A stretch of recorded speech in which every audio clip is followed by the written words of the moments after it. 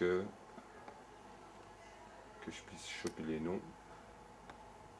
Voilà. Hop. Et maintenant, je reviens vers toi. Voilà. Alors, comment c'est venu cette rencontre pour ce nouvel album? Parce qu'il y a un peu John qui m'expliquait un peu votre rencontre ensemble et tout. Ouais. Et je voulais savoir un petit peu, pour cet album, ça a été quelque chose de je suppose, d'important là long. Pour le... Et long. Et long, ça a été long, ouais. Ça a été long. Ouais, parce qu'on a commencé... En fait, j'ai joué avec John, on a commencé, enfin par la première rencontre, on avait un sextet ensemble. Voilà, ouais. C'est ce qu'il m'expliquait. Ouais. Et ça a été super, on a joué longtemps, et puis après il a fait qu'on arrête à cause des problèmes de bruit au 7 Lézard. Ah, exact. C'était vraiment le gros truc. Et puis ensuite, du coup, on s'est retrouvés, on a fait un concert en duo une fois, qui était super d'ailleurs. Où c'était pareil, on avait le grand truc du groupe, du trio, c'est que c'est peut-être pas les références, mais c'est cette idée de, en fait, on n'a jamais réellement parlé de musique. D'accord. À savoir qu'on répète pas. Et ça a commencé. Feeling. Ouais. Et ça a commencé comme ça avec le duo avec John en fait. D'accord. John ne savait pas du tout ce qu'on allait jouer, et d'ailleurs moi je savais pas ce qu'on allait jouer non plus. On est parti sur des trucs, et je me suis mis à sortir des trucs qui me sortaient par la tête, de vieux morceaux d'ailleurs, sans savoir que j'allais le faire avant. Et puis Daniel Erdmann, qui, je sais pas si tu connais. Si, j'ai entendu parler. Qui avait joué avec John et Peter, m'avait dit tu devrais jouer avec les deux parce que les deux ensemble c'est merveilleux, ils s'entendent super bien et ils ont un son incroyable. Et puis on avait une date, du coup on s'est retrouvé à avoir une date au 7 Lézard. Et Peter est venu et pareil, sans connaître la musique du tout. Je crois que j'avais même pas de partition. Je sais pas. Et Peter, donc John connaissait plus ou moins certains morceaux parce qu'ils les avaient fait une fois avec moi. Et Peter lui a vu et puis il a une oreille, tu vois. C'est Peter. Quoi. Alors, vite fait, parce que je sais que tu vas tout faire le soundcheck, tu attends le troisième, justement. Vite fait au niveau de la carrière. Tu viens d'où exactement? Tu es né où et quand? Je suis né à Étampes. À Étampes? Ouais, tu sais ce que c'est? Oui, bah oui, dans le sud de Paris, ouais. Je suis né à Étampes, je suis resté là-bas jusqu'à l'âge de 16 ans. 16 ans. 15-16 ans. Ensuite, je suis parti aux États-Unis. Donc, tu as bien fait la Berkeley? Ouais, en fait, j'ai fait une année de high school d'abord. De high school, ok. Où j'ai commencé. En fait, c'est là-bas que j'ai. Parce que je faisais j'avais fait du classique. J'ai fait beaucoup de rock. Ouais, jusqu'à. En fait, j'en ai fait longtemps. J'ai arrêté quand j'avais vers les 22 ans, 23 ans. Donc, en fait, j'ai continué à faire du rock même quand je suis rentré après en France. Mais c'est en fait, c'est aux États-Unis que j'ai. En fait, j'ai vraiment découvert le jazz parce que j'avais écouté très peu ici. Donc j'ai fait un an de high school, là il y avait un big band, il y avait des cours d'harmonie. D'accord. Et puis ensuite à Berklee je suis rentré, mais je jouais, mais en fait je pensais pas du tout en faire mon métier. Je voulais devenir ingénieur du son. Et Berklee m'offrait ça, tu vois, enfin, offrait ça c'est bien vite dit, parce que ça se monnaie. Il fallait travailler, tu as fait des petits boulots là-bas? J'ai tout fait, entre restaurants et tout ce qu'on peut imaginer. Puis j'ai bossé en tant qu'ingénieur, assez rapidement. Je fais d'ailleurs du son pour un big band de jazz dans un grand club à Boston. D'accord. Et en fait, à Berklee, j'ai fait la totale, je suis resté 4 ans.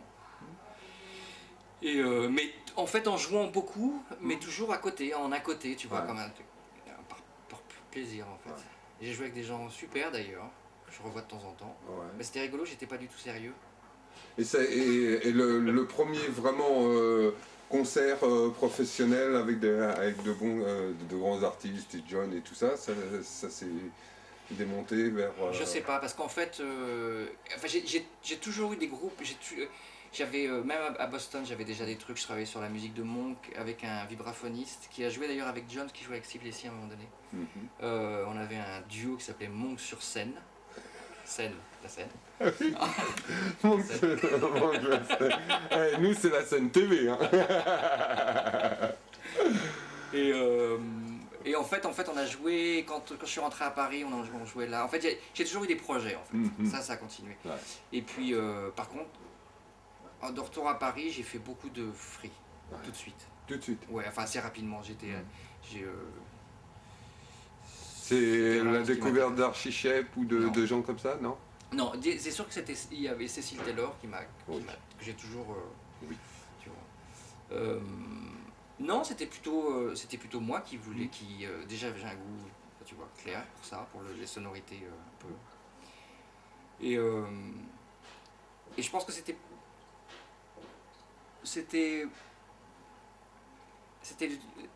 un travail. C'était pour moi le meilleur moyen de découvrir ce que c'était cette musique-là. En fait, je préférais passer par là plutôt que de passer par l'harmonie, tu vois. Ouais, d'accord. C'était plutôt ça. En fait, donc j'ai fait ça. J'ai joué très longtemps en trio avec quelqu'un qui s'appelle Benjamin Duboc. Et quelqu'un qui s'appelle Benoît Raffin, ça a changé après, Gilbert Roddy. Mais on avait un trio, on avait un petit piano qu'on amenait dans des... on allait dans des bars à Paris et on amenait le piano, on disait au type, je t'amène le piano et tu nous prends pendant... Et ça durait, en gros, jouant de free, ça durait à peu près 2 semaines. C'est-à-dire qu'il nous supportait pendant 2 semaines. Mais on jouait régulièrement, c'était incroyable. Et en fait, j'ai fait ça pendant 7-8 ans. Ah, quand même. Ouais, donc en fait, on jouait beaucoup, mais absolument pas dans les clubs. D'accord. Donc en fait, quand je suis rentré à Paris, j'ai joué un petit peu dans les clubs au Sunset et au Duc. Mais après, j'ai un peu disparu de toute cette scène-là. On s'est croisés de temps en temps. Pendant une période de 6-7 ans, j'ai disparu avant de rencontrer Monsieur John. Monsieur John. Ça y est, j'ai son sourire, tu vois. Il smile. Donc finalement, ce qui est intéressant, c'est sur cet album, il me disait qu'il va y avoir quelques dates qui vont être intéressantes. Ouais, on a la grosse chose, c'est qu'Enja nous prend, ils ont un agent qui est plus ou moins relié au label et qui nous prend. Donc ça veut dire qu'à partir de, en gros, octobre-novembre, on a une tournée en Allemagne. Je crois qu'entre temps, il y aura des choses. On risque d'avoir des. Si vous voulez profiter de la lampe, c'est pratique. Hein. Il y a des photos marrantes à faire. Ça cartonne, hein. Ça cartonne, ouais. Érigé, Lorraine. C'est vrai, j'ai fait un tour. Ouais, donc en fait, Mathias est venu hier soir, il nous a parlé de festival en Italie. Enfin, du coup, on va avoir des dates, c'est très bien. Ok. Bon, bah, je te remercie de 2 minutes avec toi, ça m'a fait plaisir. Qu'est-ce que je veux dire?